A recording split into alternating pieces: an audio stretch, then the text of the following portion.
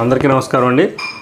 అయితే ఈ మధ్యకాలంలో చంద్రబాబు నాయుడు గారు ప్రతి బహిరంగ సభలోనూ నాణ్యమైన మద్యాన్ని మీకు అందిస్తాను, అలాగే తక్కువ ధరకే మద్యాన్ని అందిస్తాననేది చెప్పడం జరిగింది. అయితే ఈ మద్యం గురించి ఎక్కువ ఎందుకు ప్రస్తావించాల్సి వస్తుందని అనేది మీ అందరికీ తెలిసిన విషయమే. మద్యపానం నిషేధం ముసుగులో జగన్మోహన్ రెడ్డి ఆల్రెడీ ఉన్నటువంటి ఏదైతే నాణ్యమైనది ఇన్ ద సెన్స్ ఏంటంటే ఆల్రెడీ కొంత రిప్యుటేషన్ ఉన్నటువంటి బ్రాండ్స్ కొన్ని ఉంటాయి దేశం మొత్తం మీద, అలాగే ప్రపంచం మొత్తం మీద దొరికే కొన్ని బ్రాండ్స్ ఉంటాయి. వాటిని సప్లై మానేసి వేరే తన సొంత వాళ్ళకి సంబంధించినటువంటి డిస్టిలరీస్లో తయారైనటువంటి స్పిరిట్ని తీసుకొచ్చి దానిలో ఏవో కెమికల్స్ మిక్స్ చేసి ఒక ఫ్లేవర్ మిక్స్ చేసి ఇది అని చెప్పేసి అప్పుడు ట్రెండింగ్కి సరిపట్టుగా బూమ్ బూమ్ అని, అలాగే స్పెషల్ స్టేటస్ అని, పవర్ స్టార్ అని, ఇలా రకరకాల బ్రాండులతోటి కల్తీ మద్యాన్ని ప్రజలకి ఎక్కువ రేట్లకు ఇచ్చేస్తున్నాడు. అందుకని చెప్పేసి నేను తక్కువ ధరకే ఆల్రెడీ పాత ధరలు ఏదైతే ఉంటాయో ఎంఆర్పీలో ఏదైతే ఉంటాయో అదే ధరకి నేను నాణ్యమైన మద్యాన్ని సరఫరా చేస్తానని అయితే చెప్తున్నాడు. అయితే అందులో తప్పేమీ లేదు. మద్యపానాన్ని ఈ రోజు మనం నిర్మూలించాలని అంటే అవ్వని పని. పైగా మన ది గ్రేట్ ముఖ్యమంత్రి జగన్మోహన్ రెడ్డి గారు ఆల్రెడీ 20 సంవత్సరాలకు సరిపడగా దాని మీద అయితే అప్పు కూడా తీసుకొచ్చాడు. దాని గురించి ఎవరు మాట్లాడరు అని అయితే చెప్పడం జరిగింది. అయితే దీని మీద ఎందుకు అక్కసు కక్కుతున్నారో ఏంటో, ఎలక్షన్స్ వచ్చే టైంకి అప్పటి వరకు ఒక నార్మల్గా ఒక సబ్జెక్ట్ బేస్ మీద మాట్లాడే వ్యక్తులు, ప్రొఫెసర్లు, అనలిస్టులు పేర్లతో ముసుగులో ఉన్నటువంటి వేళ్ళు ఒక పాయింట్గా దాన్ని ఆ చెప్పిన సందర్భాన్ని విశ్లేషించకుండా ఒక పార్టీకి సంబంధించినటువంటి కొమ్ము కాస్తూ మాట్లాడడం జరుగుతుంది. అది ఆ క్రమంలోనే ది గ్రేట్ ప్రొఫెసర్ నాగేశ్వర్ గారు ఉన్నారు. ఆయన ఏం మాట్లాడారంటే చూద్దాం. ఆయనకున్నటువంటి కుళ్ళుని ఇటు ఎలా ప్రదర్శించాడు ఈయన, దీనివల్ల ఏంటనేది మనం చూద్దాం. ఇంకో మాట అనాల్సిందే, ఎందుకంటే నాణ్యమైన మద్యాన్ని ధర తక్కువ ధరకి ఇస్తాను కనుక ఎక్కువ తాగండి, మీ ఆరోగ్యాలు చెడగొట్టుకోండి, మీ లివర్ చెడగొట్టుకోండి, మీకు ఆరోగ్యశ్రీ కింద లివర్ కూడా నేనే ట్రాన్స్ప్లాంట్ చేయించి పెడతాను, అయినా కూడా ట్రాన్స్ప్లాంట్ ఫెయిల్ అయ్యి మీరు చచ్చిపోతే నీ భార్యకు వితంతు పెన్షన్ ఇస్తాను అని కూడా ప్రామిస్ చేయాలి కదా. ఇది అద్భుతమైన సంక్షేమ పథకం సార్ ఇది. అంటే దీన్ని మించిన నేను ఏమంటున్నాడంటే చంద్రబాబు నాయుడు గారు ఎక్కడ కూడా మీరు లెవెల్ చెరగొట్టుకోండి, మీకు వితంతువులు అవ్వండి అని ఎక్కడ ఏమంటే 40 సంవత్సరాలు సుదీర్ఘ అనుభవం ఉన్నటువంటి రాజకీయ నాయకుడు కానీ, అలాగే మొన్న వచ్చిన రాజకీయ నాయకులు కానీ ఎవరైనా మీరు లెవర్లు చెడగొట్టుకోండి, మీకున్నటువంటి మీ భార్యలు వితంతువులు అవ్వాలని ఏ నాయకుడైనా కోరుకుంటాడా? బుద్ధి జ్ఞానం ఉన్నవాడు ఎవడైనా కోరుకుంటాడా? ఈయన చెప్పేది అలాగే ఉంది. అంటే ఇదే మద్యాన్ని తాగండి, మీరు ఇలాగే చచ్చిపోండి అని అయితే చెప్తూ జరుగుతుంది. ఆయన చెప్పింది ఆల్రెడీ ఒక వ్యవస్థ కుళ్ళిపోయి ఉంది, దాన్ని సక్రమమైన మార్గంలో పెట్టాలి.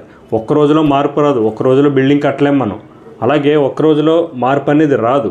కాబట్టి ఆల్రెడీ కుళ్ళిపోయిన వ్యవస్థను మనం ఒక సక్రమమైన మార్గంలోకి తీసుకురావాలంటే మనం ఆల్రెడీ కరోనా టైంలో కూడా చూస్తాం. మద్యం అప్పటి వరకు దొరికే మద్యం దొరక్క చాలామంది ఏదైతే శానిటైజర్స్ ఉన్నాయో వాటికి అలవాటు పడ్డారు, సారాయికి అలవాటు పడ్డారు. ఒక్కసారిగా మానాలంటే ఏ వ్యక్తి కూడా మానలేడు. కాబట్టి నాణ్యమైన మద్యాన్ని నేను తీసుకొస్తాను. ఇప్పుడు ఉన్నటువంటి కల్తీ మద్యం తాగి చాలామంది చనిపోతున్నారు, అలాగే కుటుంబ వ్యవస్థ చిన్నాభిన్నం అయిపోతుంది. సడన్గా ఎవరైనా చావుకి వెళ్ళాల్సి వస్తుంది, లివర్లో పాడైపోతుంది అని ఆల్రెడీ క్లియర్గా చెప్పడం జరిగింది. ఈయన ఒకే ఒక మాటను పట్టుకుని అది పెద్ద సంక్షేమ పథకమా, ఇంతకన్నా పెద్ద జనరంజకమైనటువంటి సంక్షేమ పథకాలు వేరుగా సూపర్ 6 అనే వాటిలో వాళ్ళు పొందుపరిచారు. ఇది మద్యం అనేది సపరేట్. ఇది ఇప్పుడు జగన్మోహన్ రెడ్డి ఏదైతే మద్యపానం నిషేధం చేస్తానని చేయకుండా దాని మీద అప్పు తేగా, పైగా అదే మద్యాన్ని నమ్మి నేను మీ ఇంట్లో మగోళ్ళు సంపాదించిన డబ్బులు తీసుకుని నేను మీ ఆడోళ్ళకి వేస్తున్నాను అని క్లియర్ కట్గా అసెంబ్లీ సాక్షిగా ఆయన ఒప్పుకున్నాడు. దాన్ని మాట్లాడడం మానేసి ఇక్కడ నాణ్యమైన మద్యాన్ని ఇస్తున్నాను అన్న దాన్ని మాత్రమే పట్టుకుని మీరు వితంతువులు అవ్వండి, లేకపోతే వీళ్ళందరూ ఇది అవ్వాలి అని చెప్పేసి నోటికి ఇష్టం వచ్చినట్టు ఈయనైతే మాట్లాడుతున్నాడు. ఇది మామూలే. ప్రతిసారి ఎలక్షన్ వచ్చిన ప్రతిసారి కూడా ఇటువంటి వ్యక్తులు, ఈ మేధావులనే ముసుగులో ఉన్నటువంటి ఈ వ్యక్తులు ఒక పార్టీకి వీళ్ళు డైరెక్ట్గా కండువ వేసుకోరండి. కాకపోతే మనకు కనిపిస్తూ ఉంటుంది, వాళ్ళు వేసుకున్న కండువ వాళ్ళ మాట తీరులో కనిపిస్తూనే ఉంటుంది. ఇటువంటి దుష్ప్రచారాన్ని అయితే వీళ్ళు మొదలు పెడతారు. ప్రతి డిబేట్లో క్వశ్చన్ వీళ్ళదే ఉంటుంది, కాకపోతే అడిగేవాడు వేరేవాడు ఉంటాడు. వీళ్ళ క్వశ్చన్కే వీళ్ళు ఆన్సర్ చెప్తారు తప్ప విలేకరు అడిగిన క్వశ్చన్లకి వీళ్ళు చెప్పరు. అదే నిన్న చూసినటువంటి ABN TV5లో జీవీ రెడ్డి గారు దీనికి సంబంధించినటువంటి ఒక కౌంటరు ఇవ్వాలని ట్రై చేసినప్పుడు నేను డిబేట్లో వెళ్ళిపోతానని చెప్పి తప్పించుకోవడానికి ట్రై చేశాడు ఈయన. సో ఇటువంటి వ్యక్తుల మాటలు ప్రజలు నమ్మరు. కాకపోతే ఇటువంటి ప్రచారాలు చేసే వాళ్ళని ఎప్పుడు కూడా మనం తిప్పికొట్టాలి. ఏదైనా ఇప్పుడు ఒక మన సపోజ్ ఫర్ ఎగ్జాంపుల్ ఆయన చెప్పిన దానికి మనం ఒక ఉదాహరణ తీసుకుందామండి. మన ఇంటి పక్కన ఒక డ్రైనేజ్ ఉంటుంది. ఆ డ్రైనేజ్ రోజు జామ్ అయిపోతూ ఉంటుంది. వారానికి ఒకసారి ఇప్పుడు జామ్ అయిపోయిందని మనం జామ్ తీస్తే సరిపోతుంది, క్లియర్ అయిపోతుంది అక్కడ ఉన్నది అడ్డు ఏదైతే ఉందో. అంత మాత్రాన మన ఇంటికాడ రోజు డ్రైన్ ఆగిపోతుందని చెప్పేసి డ్రైనేజ్ని పీకెళ్ళాం కదా, అప్పుడు మన ఇంటి చుట్టూరా డ్రైనేజ్ అవుతుంది. ఈరోజు మద్యం పాలసీ అనేది చాలా అస్తవ్యస్తం అయిపోయింది. అక్కడ డిజిటల్ పేమెంట్స్ యాక్సెప్ట్ చేయట్లేదు, అలాగే నాణ్యమైన మద్యాన్ని ఇవ్వట్లేదు. కాబట్టి నేను సరైన దాన్ని ఇస్తానని అనేది క్లియర్గా చెప్పారు ఆయన. దాన్ని పట్టుకుని మీరు అందరూ నాణ్యమైన విద్య ఇవ్వాలి, నాణ్యమైన ఎవరు ఇవ్వలేదండి ఇప్పుడు వరకు. నాణ్యమైన ఆరోగ్యానికి సంబంధించినట్టు ఆరోగ్యశ్రీ అన్న చంద్రబాబు నాయుడు క్యాన్సిల్ చేశాడా? లేదు కదా. విద్యకు సంబంధించిన స్కూల్స్ తీసేసింది జగన్మోహన్ రెడ్డి. ఆ రోజు మాట్లాడావా నువ్వు మాట్లాడలేదు కదా ఆ రోజు. ఈరోజు ఎందుకు ఇలా అక్కసు కక్కుతున్నావు? అలాగే ఎయిడెడ్ స్కూల్స్ ఇవన్నీ తీసాడు, అప్పుడు మాట్లాడావు. అసెంబ్లీ సాక్షిగా ఆయన ఇదైతే మద్యాన్ని అమ్మడం వల్ల నేను అమ్మఒడి కానీ విద్యాదీవెన కానీ ఇటువంటి ఇస్తున్నాను అంటే తండ్రి సంపాదించిన దాన్ని దోచుకుని నువ్వు తల్లికి ఇస్తున్నావు. ఈ మాత్రం ప్రజలు తెలుసుకోలేదని అనుకుంటున్నారా మీరు? ఇటువంటి నోటుకొచ్చినట్టు మాట్లాడితే ఎవరో ఊరుకునేవారైతే లేరండి. మీరు మాట్లాడేది ఎప్పుడు కూడా మీరు విశ్లేషించేట్లు మేము ఎప్పటికప్పుడు ఖచ్చితంగా తిప్పి కొడుతూనే ఉంటాం.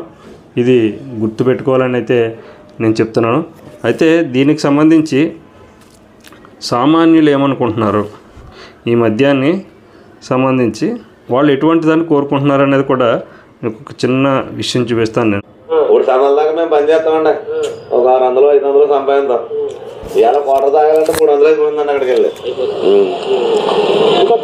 అప్పుడు ఏముందండి ఎక్కడంటే రాయితీకి తాగే వాళ్ళు దాని దగ్గర 120 రూపాయలు 130 రూపాయలు అయితే క్వార్టర్ వచ్చేది. 150 రూపాయలతో ఇంటికి వెళ్తాం. రేటు తక్కువ, క్వాలిటీ కూడా ఎక్కువ. ఏమన్నా ఇప్పుడు నిజంగా క్వార్టర్ తాగేసి వెళ్ళామనుకోండి పొద్దునకి లేకపోతున్నాం, మళ్ళీ పొద్దున్నే తాగేయాలి. అమ్మ మందు పోతుంది ఎంగంటే రాత్రి తాగేమనుకోండి నిజంగా కొంత ఎక్కువ ఏదో కొంత బెందలు లాగే మళ్ళీ పొద్దున మంది తాగాలంటే తాగితేనాడు ఏమన్నా కొంత రోడ్డు మీద నడితే లేదు నల్లాడు. అంటే అలవాటు అది మానలేము కాదండి, మానపోతుంది కదా. ఇది వరకు ఏంటంటే క్వార్టర్ తాగట చందగానే ఇంటికి వెళ్ళి పడుకున్నాం అనుకోండి, పొద్దున్న మూలాకి లెగిసి పనికి వెళ్ళిపోయాడు. ఎవడ పనికాడు ఇప్పుడు పొద్దున్న సాయంత్రం కొంత మందు ఎక్కువ తాగాడు అనుకోండి, పొద్దున్న మందు తాకుండా బయటకు వెళ్ళాడు. ఇవాళ ఇంకంతా మొత్తం ఆడి బాడీ పని చేస్తలేదు అనమాట. మరి మద్యపానం విన్నారు కదా. ఇలా అయితే సామాన్యులు అయితే అనుకుంటున్నారు. ఇప్పుడు ఉన్నటువంటి ఏదైతే కల్తీ మద్యాన్ని వీళ్ళు అమ్ముతున్నారో ఆ కల్తీ మద్యానికి ఈరోజు సాయంత్రం పూట ఒక క్వార్టర్ వేసినా అది మాకు ఎక్కట్లేదు, తల బుర్ర పని చేయట్లేదు. మళ్ళీ పొద్దున్న ఇంకొకసారి తాగితే తప్ప ఇది అవ్వట్లేదు. అంటే ఇటువంటి వాటికి అలవాటు చేశాడు జగన్మోహన్ రెడ్డి. దీని నుంచి నేను బయటికి తీసుకొస్తాను. ఆయన చెప్తున్నట్టు కూడా సాయంత్రం పొద్దున్న వరకు పనిచేసి సాయంత్రం మేము కాసేపు రిలాక్స్డ్గా ఒక క్వార్టర్ మంది వేసేవాళ్ళం. ఇప్పుడు అటువంటి పరిస్థితి అయితే లేదు. 1కి 10 సార్లు వేయాల్సి వస్తుంది. పైగా ధరలు పెంచేశాడు. దానివల్ల మానేవాడైతే ఎవడో మాండో ఈ రోజుకి ఒక్క రోజులో చేంజ్ అయితే రాదని అయితే చెప్తున్నాడు.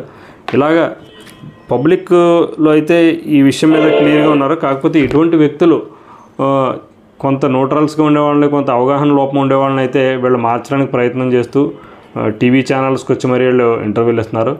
సో ఇటువంటి వాళ్ళని మనం ఖచ్చితంగా ఎదుర్కోవాలండి. ఎప్పటికప్పుడు కూడా తిప్పి కొడతా ఉండాలి.